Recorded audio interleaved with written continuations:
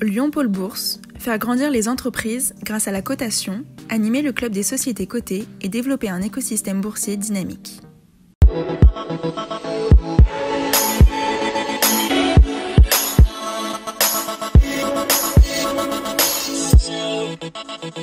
Bonjour et bienvenue dans Bourse et Valeurs pour tout savoir des entreprises régionales cotées sur lyondécideur.com et ses réseaux sociaux. À retenir dans l'actualité des publications de résultats de ces derniers jours, Esker, l'éditeur lyonnais spécialisé dans les solutions de dématérialisation en mode SaaS qui poursuit sa croissance forte et régulière.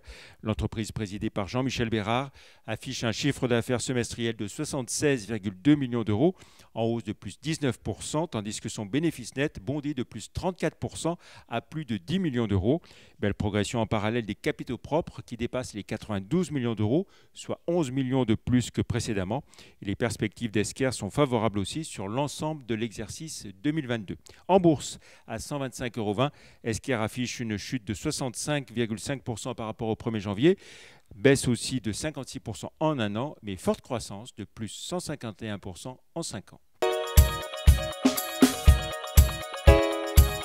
Place à notre invitée à présent, Valérie Lorenz-Poinceau, directrice générale de Boiron. Bonjour. Bonjour. Merci d'avoir accepté notre invitation. Alors vous aussi, des résultats du premier semestre 2022, retour de la croissance. On l'avait vu déjà au second semestre 2021, mais en plus le résultat net repasse dans le vert très nettement.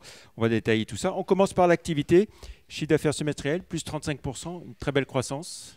Effectivement, ça fait plaisir. Effectivement, on a eu un premier semestre très, très positif.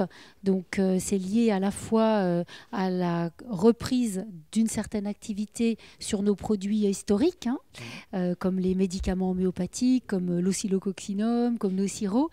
Mais aussi, c'est dû à l'arrivée de nouveautés. Il faut savoir que sur le premier trimestre, on a 47 millions qui sont dus aux nouveautés lancées depuis 2020. Voilà, donc effectivement, ça montre toute la résilience de l'entreprise, à aussi savoir se renouveler.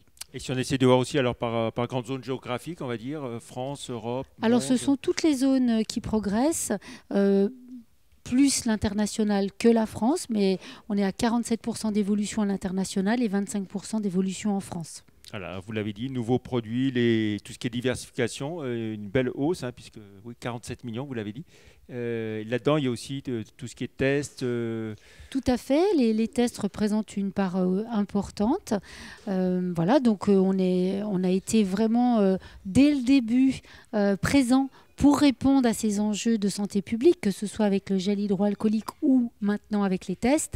Donc on pense qu'on est une entreprise de santé, un laboratoire, et que si on peut aider dans ce contexte de pandémie, on va le faire. Donc on le fait avec les tests. Il faut savoir aussi qu'on peut aussi accompagner les patients dans le cadre de l'immunité. Donc c'est ce qu'on compte bien faire aussi à la rentrée. La diversification, le cannabis médical, c'est encore le tout début.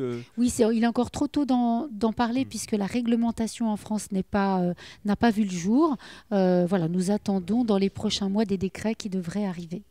Et puis, alors, on en avait parlé, l'acquisition en début d'année d'une start-up. Tout à fait, la start-up Abi, qui est unique en son genre, puisque chaque peau est unique, comme chaque personne est unique. Et donc, on a trouvé cette start-up qui, pour moi, est une pépite et qui permet, avec un simple selfie, de faire un diagnostic de peau et qui vous permet d'avoir votre propre crème. Donc, la crème de Jean-Pierre ne sera pas la crème de Valérie.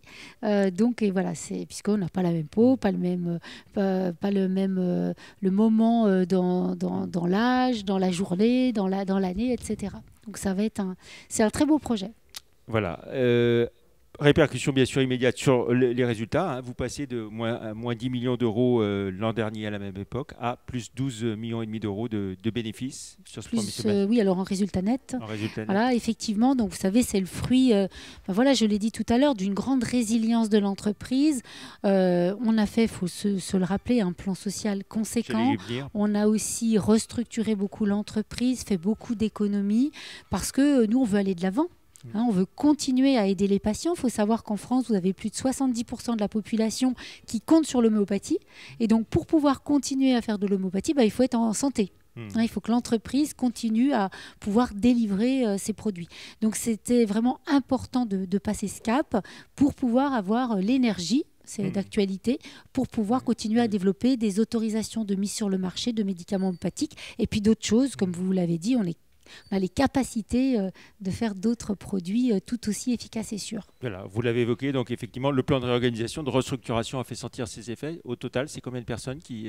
Malheureusement, ce sont 512 personnes qui ont dû quitter l'entreprise parce qu'il y avait moins d'activité, donc il était essentiel de restructurer à ce moment-là de l'entreprise. Est-ce qu'on peut dire que les difficultés sont derrière vous, clairement ? Alors, j'allais dire, la difficulté des remboursements est encore présente parce qu'on a tous les jours des patients qui nous appellent pour nous dire leur tristesse et leur désarroi parce qu'ils auraient besoin de médicaments remboursés. Néanmoins, on a restructuré l'entreprise. Sur le plan de l'entreprise, j'allais dire qu'on est sorti de l'ornière, on est encore convalescent, mais ça va dans le bon sens. Après, sur le plan international, la situation reste complexe et tendue pour tout le monde.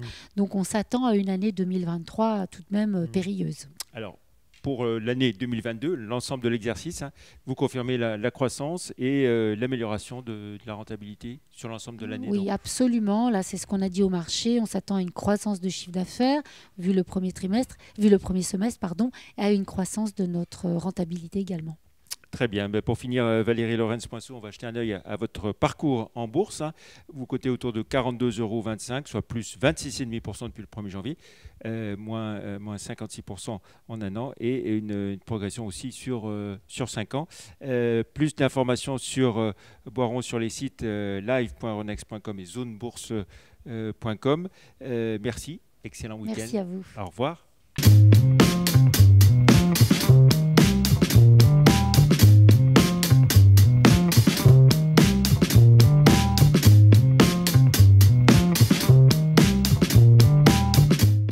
Retrouvez les enregistrements et informations de marché sur les sites de Zone Bourse et d'Euronext.